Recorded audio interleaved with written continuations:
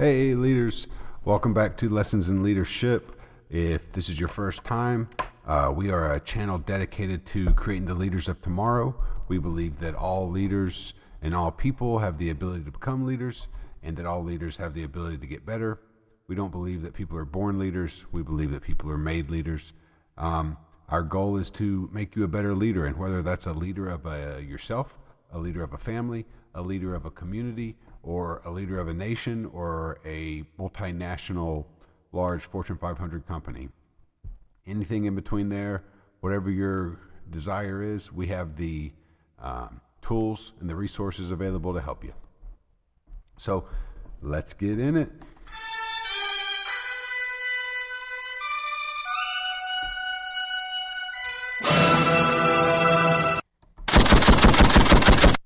All right. So if you've joined us on any of our previous podcasts, you've got to hear that we subscribe to the Maslow's hierarchy of needs. We believe that any relationship, which leadership is basically all relationship oriented, we believe that you must first and foremost create a sense of safety and security for people. They need to feel safe. They need to be able to trust you.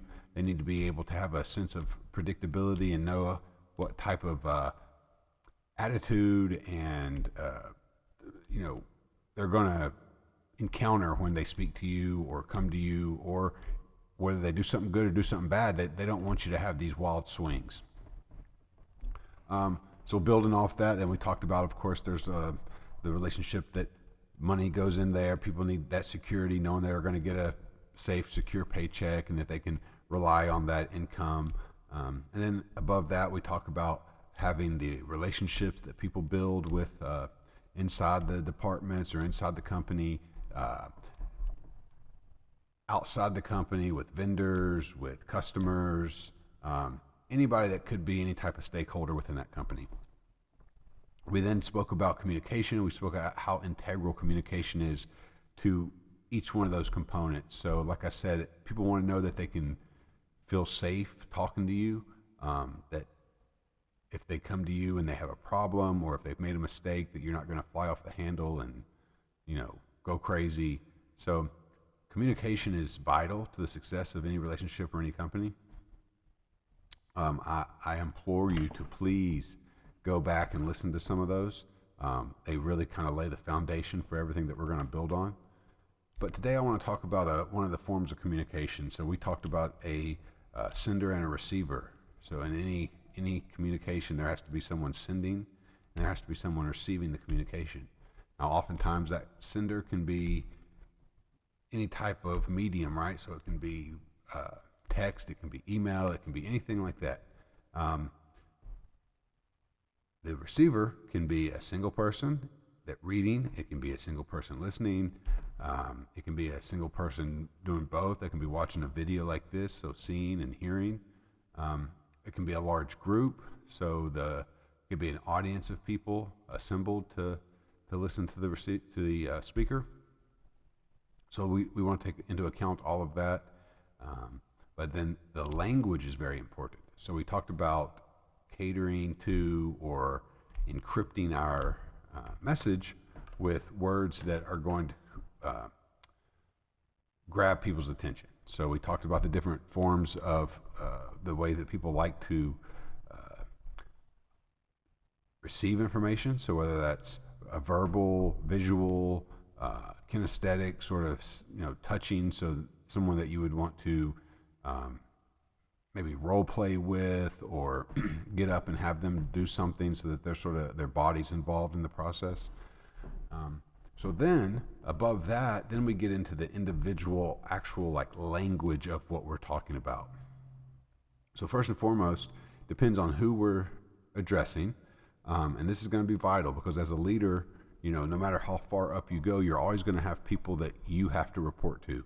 So when we talk about communicating, we talk about communicating upward, downward, and lateral.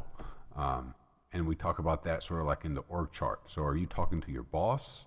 Are you talking to one of your employees? Are you talking to a peer that's sort of like in the same pay range as you or same level in the organization as you, how we talk to them is going to be a little different.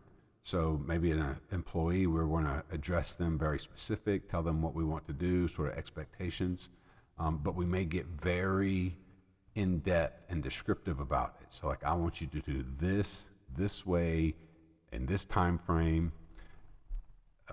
In contrast, if I'm talking to someone above me, I'm probably going to give them a much more broad, high level view.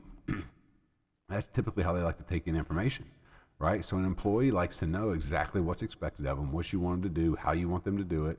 But if I'm talking to a vice president, or if I'm talking to a CEO, I'm not going to talk about the individual, small, micro level things. I'm going to give them a very broad view so they can get easily grasp it. These people's time is at a premium too, but not just that. That's how they typically tend to take information in.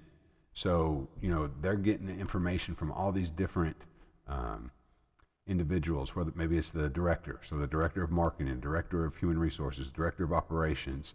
And what they want to do is get some people call it the 30,000 foot view, sort of like when you look out over from an airplane, you get a very, very broad view. But you want to give it to them so they can quickly take it in, understand it, and that's where I believe being able to tell stuff within a story is vital. So you want to tell them a quick story that they can understand. This is, almost like if you're reading the preface of a book, or if you're reading the back cover of a book, you get a really quick but a pretty good grasp of what that book's about, right? And then if they need any additional information, they can ask for it, and we can provide that. So that's how we would talk to them. Now, as we go into that, there's some even more vital things, and it's sort of called lingo. So what is specific lingo? That's what we're going to talk about. So let's talk about lingo. When we talk about business, we talk about different industries have different lingo, right? So medicine is typically built around Latin. It's specific words. That's why when you go and you listen to doctors talk or medical professionals, it's hard to understand what they're saying because they're using that industry lingo. Same with lawyers. I believe most of the law is sort of built around Old English, because that's where a lot of the law system that we sort of inherited here in the States originated from. And that's what they've maintained. So sometimes that can be difficult to understand when you're reading contracts or things like that, because we're not used to talking like that every single day. And same thing, so it can be daunting and be a little bit intimidating if you don't know it, but as soon as you do, it's very simple, right? So when we talked about like anatomy, I remember anatomy was so tough because you just don't use those words like latissimus dorsi and things like that. It's stuff that you talk about when you lift weights, my lats, biceps, triceps, like, you pretty much know, but you just don't know those exact words. Same thing when you start talking about like, contracts, whether it's, deeds and titles. I mean, title, it basically tells you what you're entitled to do with something. Different things like that. But if you don't know it, it's like, I don't know what that means. And it scares you and you don't understand. And in a room, you're going to be prone to not say anything because I don't want to sound like an idiot that doesn't know what I'm talking about, right? So I'm going to give you a quick understanding of some of the sort of financials. So when you're in a room listening to people go over financial statements, like we talked about with a high level view, there's going to be a few things and we're going to understand it, and then we're going to understand how to delve into or drill down on a few things. So let's talk about that. So anytime you're looking at a financial statement, typically there's two different types of accounting that we look at, right? There's going to be managerial accounting, and that's going to be accounting that is done internally that is for managers to look at. So it's going to give them metrics that explain things at an internal level. Maybe you're looking at like, what is our turnover ratio? Like, do we have a high attrition rate that lets us know that maybe we're not onboarding people correctly? other metrics, maybe inventory turnover, things like that. And then we have external, like actual financial reporting. So that's where we're going to actually have to follow the GAAP, which is, a generally accepted accounting principles that we use. So that basically means that all companies have to use that and abide by it, so that when the SEC or individual investors are trying to decipher financial statements, they're for the most part comparing apples to apples, even though it can get very difficult. That's why people go and become CPAs. But so when we're looking at a financial statement, we're going to look at a couple different ones. You're going to have a cash flow or cash flow analysis, and that's basically cash that's coming in. So you have an income statement. The income statement is telling you all types of income. Well, we all know that when we go and we purchase things, sometimes we pay cash, sometimes we pay credit with a credit card. So an income statement is going to be all forms of income that came in, right? So you can take that into account and say, well, not all this is, we didn't get actually paid for all this. People paid on credit. Maybe we extended credit, right? We can include that maybe as a sale, but we haven't actually received the funds yet. And that's where you come into accounting. Obviously, there's different types. There's cash base and there's accrual. So cash base is basically if you were running a little hot dog stand and all you take is cash, it's going to be easy to see. This is what I spent. This is what I made today. If you run any other type of business, you're going to extend credit to customers. You're going to probably buy things on credit, all these different things. So you have to accrue. Just basically means you're accounting for it. It means that, okay, I'm going to have to pay this at a later date, or I'm going to receive this at a later date. That's where you come into accounts payable, accounts receivable. Pretty easy to understand. So, and then of course you come into a balance sheet, and a balance sheet is basically just if someone took a picture of your financials at that given moment. It's what you own, right? Assets, it's what you owe. Liabilities is what you're liable to pay for.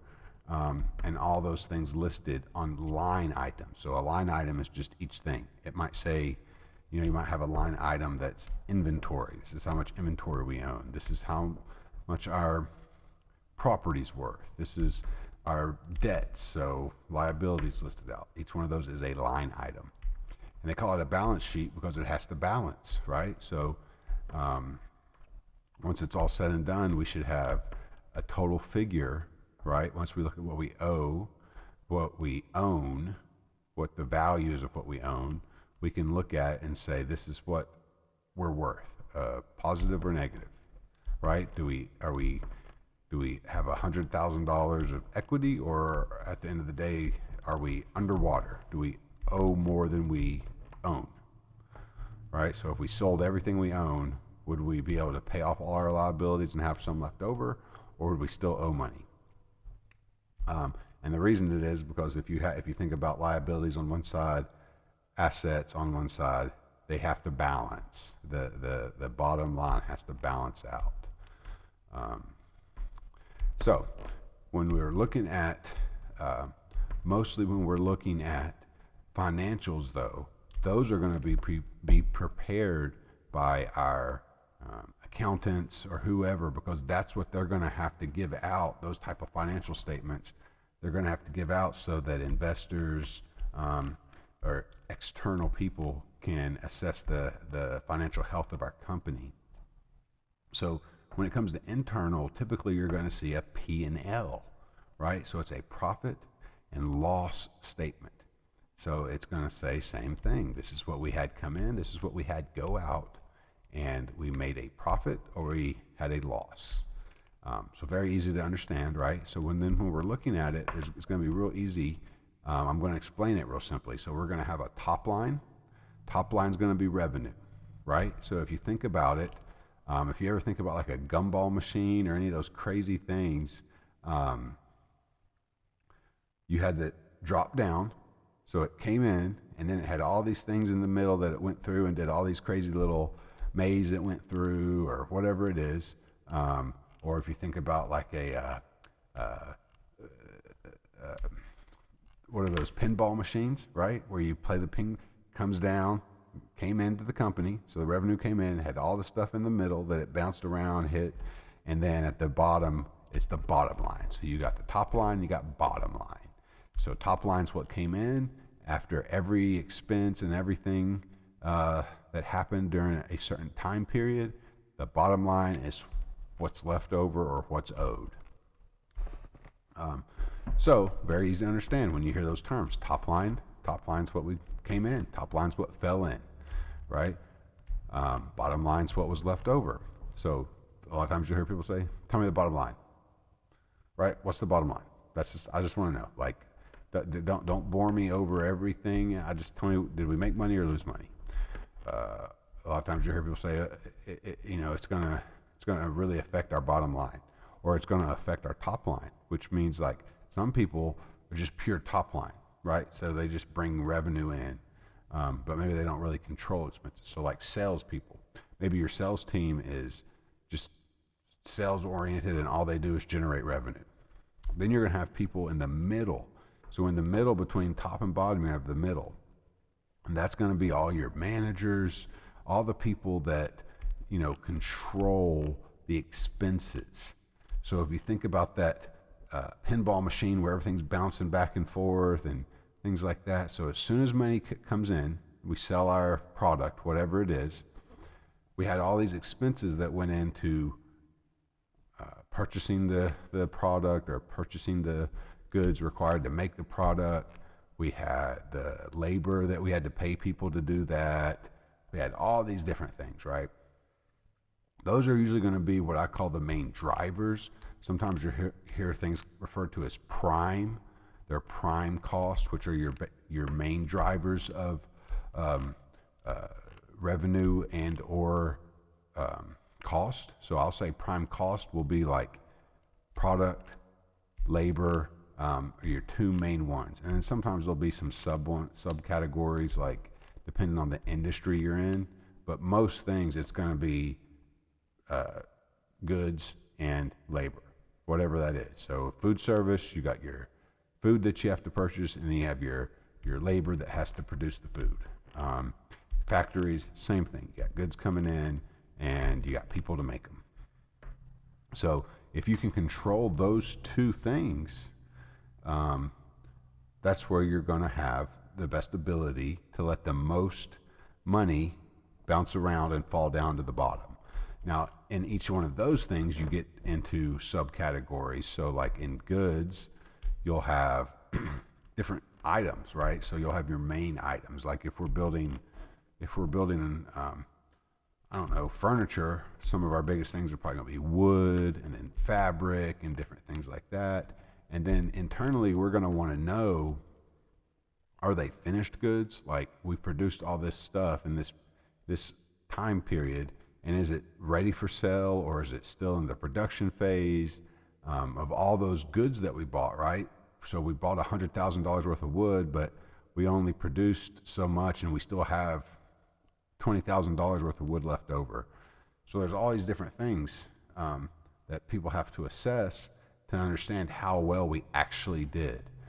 Because if we were just looking at cash, we would say, well, we spent this much, but we made this much, but it doesn't take into account that we still have this much finished furniture, which that finished furniture has product and labor built into it, right? Because it's done, it's ready to sell. Then we have the raw goods left over, so it's just the wood and the upholstery or fabric sitting there waiting to be used.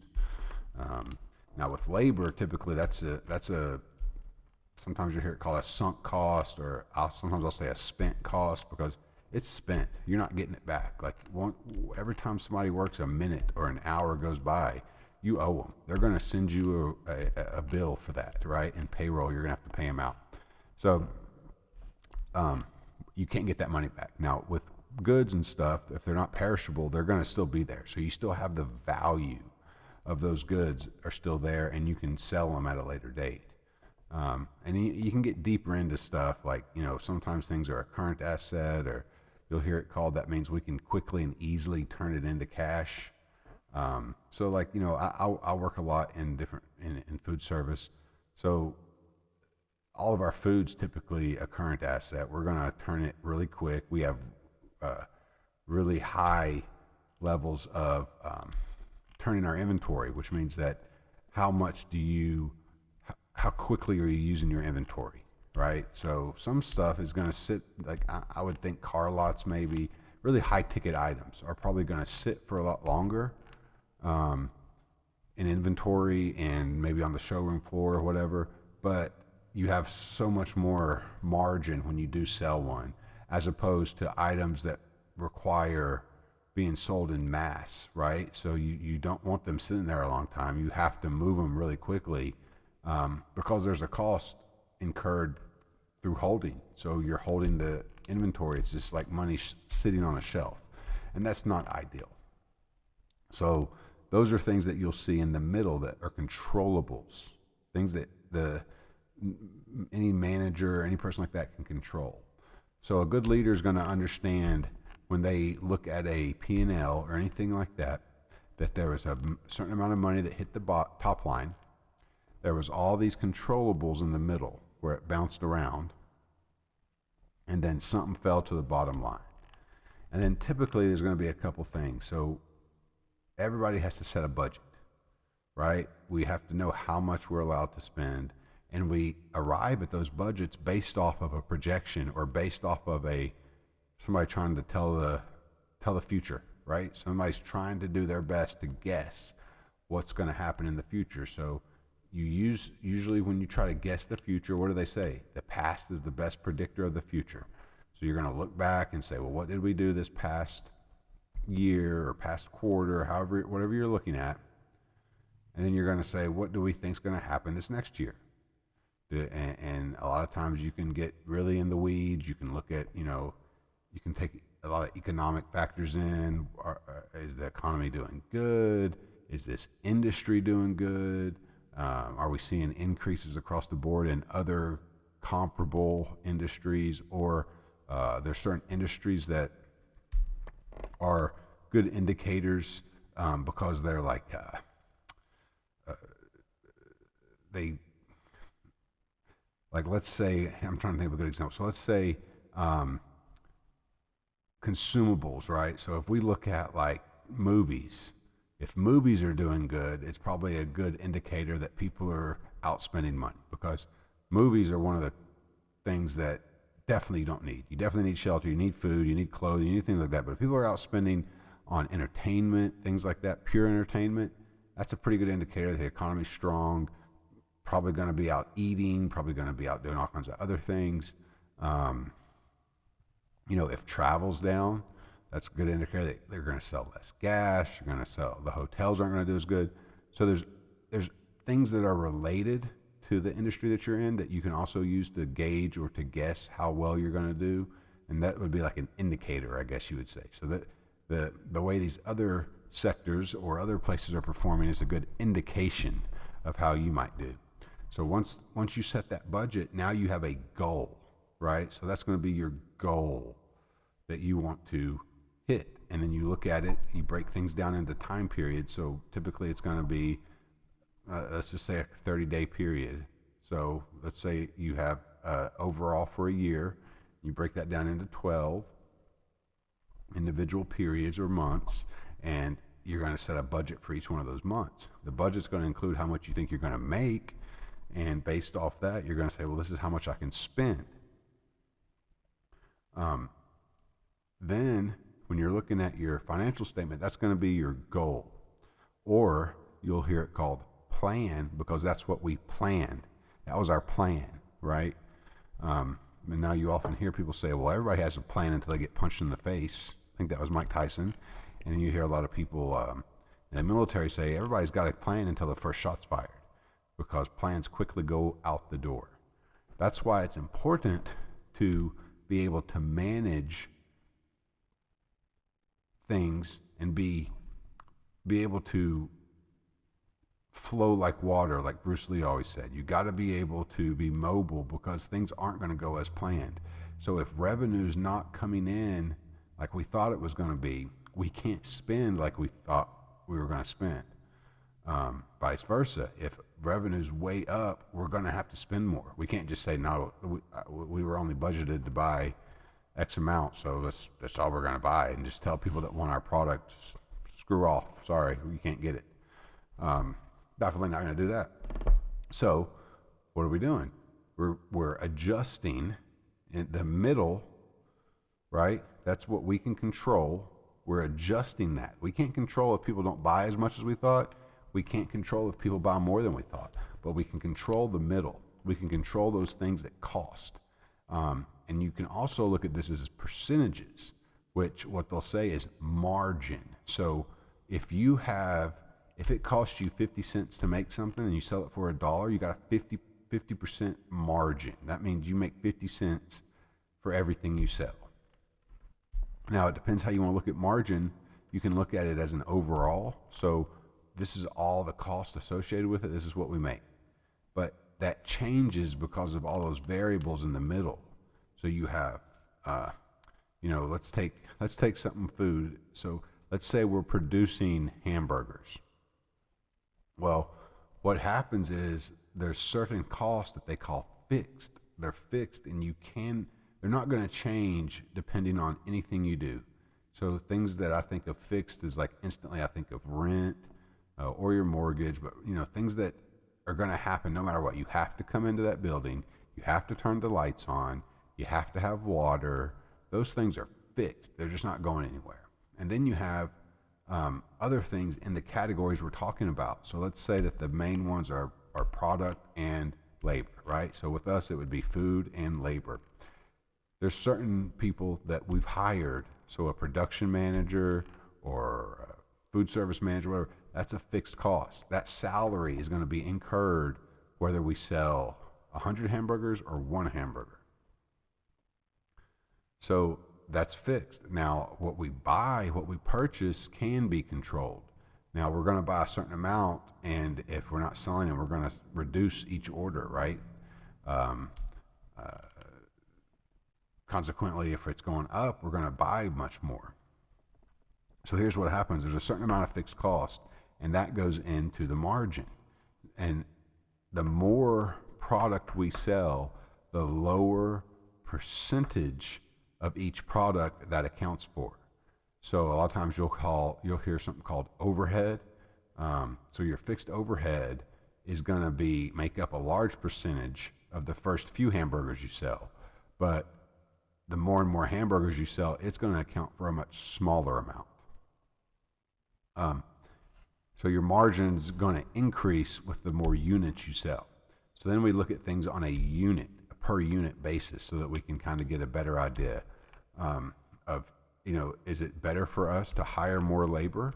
Because we can probably spend the same labor to make 100 hamburgers as we could to make 200. Typically there's a certain threshold, like anything you're making in bulk or doing repetitively, you can typically do more with the same amount of labor to a certain point.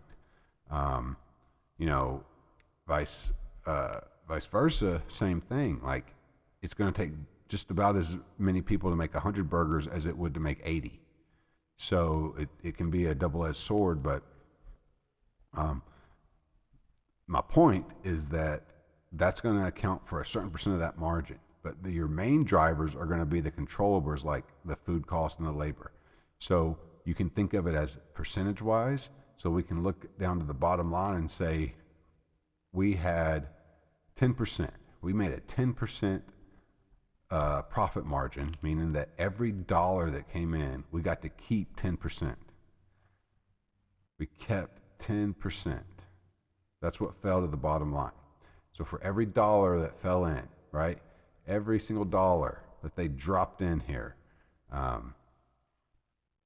10 cents of it is left over, right? So when we pull our bucket out, we have 10 cents of every dollar that actually went in is ours now. Now, the more we can control that middle, we can increase or decrease that. So if we can do a better job of controlling things, maybe it's 12 cents, maybe it's 15 cents. But that's what most people are going to want to know is top line, bottom line, the middle. So the CEO or whoever's looking at this is going to want to know his people that control the middle, what happened? Why did we spend so much? What's going on? He's going to want to know from sales, why is the top line down? Did we not hit our sales quota? And then at the very bottom, he's going to say, we got near our plan, we didn't get near our plan. Um, why? He's going to want to know about what happened in the middle. That's what they're going to, when you're communicating with them, they're just going to want to know and understand, because they can tell top line, they can see it, they can read it, they can tell bottom line. They're going to want to know, hey, this was our plan. This is what we planned. We told investors this, or we planned to make this much money so that we could reinvest this amount, or we could hire new, expand our company, whatever it is. Why didn't we do it? So that's what they're going to need to know from you, to communicate from you what happened in the middle. So even if you're not comfortable with financial statements, you can hopefully look at this like that pinball machine and say, okay, this is what fell in. Maybe I don't control that. I'm not in sales, but this is what came in, right? So you can quickly look up there and say, well, look, boss, we didn't make as much money as we thought we were going to make. I couldn't control that, right? Or I spent more money because we sold so much more. That's an easy explanation. But they're going to want to understand what happened in the middle. What happened to affect these numbers? And you can look at this too, the better that you as a leader can control that middle by controlling people that do that, because everything, when you're looking at a P&L or financial statements, it's like reading a book. And the writers of that book are the leaders that are on the front lines, and it's the associates and the people doing the job. So you're really trying to read a story on these financials to understand what happened the past 30 days or whatever in those financial statements. So for you, what you want to be able to do when they ask is to shed light, to give a little bit more in-depth explanation of that story. If I'm reading a story about Prince Charming saving a princess, and then I'm like, well, I don't understand. Why did this happen? Why in this chapter of the book I'm missing something? Something's not right. That's where you might say, well, they were doing that, but they had to stop at the mother-in-law's house and do something, or they got attacked by criminals and he had to fight them off and they lost half their supplies or whatever, right? So nobody would know that if you don't tell them. So same thing, when somebody's looking at the overall financial statement and they're asking questions, what happened? How did we lose money this period? Well, what happened was the machine broke down and we couldn't produce stuff for a week, or we ran a bunch of overtime because one of our key people, something happened, they had to be out.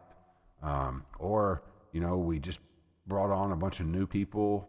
We're expecting to have a lot of growth the next few periods. Maybe we have a seasonal business and we know we're coming into a high sales season. We had to bring on a lot of associates and get them trained. So it cost us here, but we're going to make up for it in the coming weeks or months or whatever. So that's just a quick explanation, simple explanation. I want to keep it as simple as possible for you all to understand that. But hopefully this gives you at least a small glimpse into how to explain things. So when you go to explain something to someone under you and you're looking at this, you can go in there and say, look guys, for every minute you're on here, it's costing us money. So I need y'all to be as productive or stay as busy as possible throughout the day. You can also talk to them and show them and say, hey guys, we buy this stuff. This is how much it costs. So every time you throw one of these away, or every time you don't get the most you can out of everything you open, or in production, if you don't utilize every single piece of that wood or as best you can, it costs us this much. It costs us 3 or 4 cents, right? But that's 3 or 4 cents of every dollar that we're just throwing out the window. And you can help explain to them, like, if you can help us and we beat plan, then We have more money. Sometimes you hear retained earnings. It's what we were able to keep. We retained it, and now we have it to do something with. We can invest in the company. We can give it out to shareholders. We can do whatever we want with it. We can just make a distribution to our owners if they want. They can say, hey, I'm going to disperse this to myself. But whatever it is, we want to get people to be able to, you want to explain it to the people under you on a more in-depth, so when you hear about like sand, the little grains, you want to get very specific with them. This is what happens every time you do this. Every time you deviate from our system, this is what it costs us. When you do that, I need you to do this. I need you to make sure that when they're opening a can of something, of marinara, they're scraping the can out and getting every single ounce of that marinara sauce. Or when you're building this furniture, I need to make sure that you measure and cut appropriately, because we can't afford to just waste pieces of wood. And then the same thing with labor. You can go in there and explain to them, this is what it cost us. We're not getting rich. Trust me, it costs a lot to employ you all. Help them understand it costs a lot, so you depend on them to give a lot. So I hope that explains it, how you can take that and filter it down and explain it on a very micro level to them. Very, very, very in-depth explanation. And then when you're talking to your peers, so these are people that are like equal to you, you can kind of explain a little more like, oh yeah, we just got to we just really need to control that overhead labor. We just got to cut down on some of our overtime, or we're going to have to maybe go in and look at schedules and see if we can reduce some of those hours here or there. Or maybe you're talking to your peers. If you're a operations director, you might talk to HR and say, yeah, that overtime's killing me. We need to try and get some more people in here as quick as possible. Or I'm having trouble with these employees.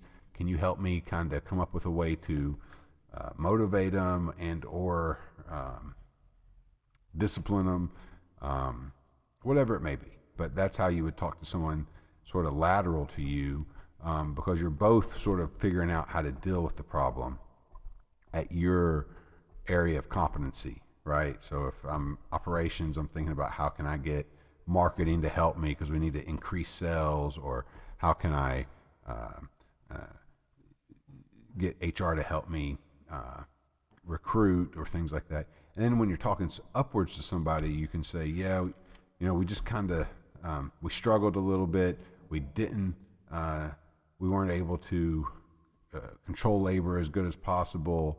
Or, hey, we purchased a lot, but I've still got a lot of that sitting on the shelf. I'm going to be able to work through that. So we should see a reduction in next period's cost, which means that maybe we lost a few cents this period, or a few dollars, but we're going to make that up, so it'll be a wash. And when you hear that, it's like it'll come out in the wash, right? So it should be even. It'll be flat, or we'll claw that back, or we'll make that back next period. So that's a good thing to do, because they don't want to hear things like, oh yeah, well, we're going to scrape out every can of marinara. No, they don't want to hear that. They want to hear a quick summary of what you're going to do, right? They don't want to hear, I've talked to somebody, they're going to help us start a recruiting campaign. No, we didn't do a great job of controlling overtime. We're running a little bit low. I just got with HR. We've got a couple campaigns going. We expect a big spike or a big uptick in new hires. Should cut down that overtime. Like I said, I overpurchased a little bit. I got a lot of that still sitting on the shelf. I'm going to be able to work through it next period, so that'll come back. Or let them know high ticket, big things. Some of the equipment's not working good. Is there any way you can help us cover that? If we were to get this new piece of equipment, or were to get this piece repaired properly and get it up and running full speed, it would greatly increase our production amounts, things like that. So he can say, okay, makes sense. Tell me the cost. So it's costing me X amount by not having it. What's the cost to get it fixed? What's the cost to purchase this machine? What's it going to do? Just, you know what I'm saying? So real quick, so he or she can get a really quick. It's going to cost me $1,000 to fix it, but it's going to make me $300-400 every month. Get it? That's fine. The capital expense, what they call it, but it's basically a large item that's considered probably an asset that they're going to purchase. So those are, I know I've gone probably longer than normal, but those are a quick, easy way for you to understand financial statements and understand how to communicate with people. So next time you're in somewhere and you start seeing the financial statement, really easy, you can understand those basic words: top line, bottom line, middle, manage the middle. You can understand how you're going to take that information and distill it down or filter it down to your employees and explain to them and motivate them and how it's going to help. I'm a big fan too of sharing P&Ls. You know, there's some stuff in there, maybe you don't, you know, you can hide certain lines or mark them out if it's a printed sheet. You know, they don't need to see the actual every single number, or they don't need to see like individual numbers, but they can see like the total labor, total product costs and stuff like that, and let them understand, like, you know, this is our margin. We made 10 cents for every dollar we brought in. I know you see that register constantly cha-ching, cha-ching, cha-ching, cha-ching, but at the end of the day, we only made 10 cents of every one of those dollars we brought in. So it's not as profitable as you think. And then you can also share with them like some of the fixed costs, like, you know, we still have, it's not just what we pay you in your salary, your hourly cost. There's fringe benefits that we pay for retirement, for insurance, workers' compensation. There's the building that, you know, you all come to every day and use the water and the toiletries and the toilet paper that you go through, the soap, the hand sanitizer, the paper towels, you know, depending on what you do, just so much stuff that employers provide that people don't probably realize. But I think it's great to be transparent because you're communicating to them and you're telling them the story. So you want to tell it to them also, like, this is the plight, this is where we're at. You know, the princess is struggling. She was the ugly stepdaughter, but then, hey, you guys are going to be the heroes, the heroine of this story. We need you to help us do this, and this is what we want to do. We want to go conquer this, or we want to go do this, but this is where we're at, this is what we need, and this is where we're going. And like I said, when you're talking to your peer groups, hey, this is what I need, can you do this to help us, and this is how it'll be mutually beneficial, right? Well, trouble getting people run overtime, help us, HR help us campaign to get new people in. You'll get all the credit in the next meeting, because we'll share in that credit. And then when you're just giving it to somebody up above you, say, hey, I know we struggled there. We've got a couple plans to get new people in. We got a couple plans to do blah, blah, blah. It's going to help us cut this cost, cut that cost. Good. It's done. That's all they want to know. So hopefully this helped. If you've got questions, please go check us out. I'll put the links in the bottom down there of the video. You know, we're on all the social media platforms. We're on. We've got our website. It's in the beta process, but it's getting more and more up and running every day. Check it out. It's at least got all the links to everything we do. Like and subscribe. That helps us a lot. That gets us out to a larger audience, and it allows us to help more people. So with that, I think we're gonna call it a close. Thanks, everybody.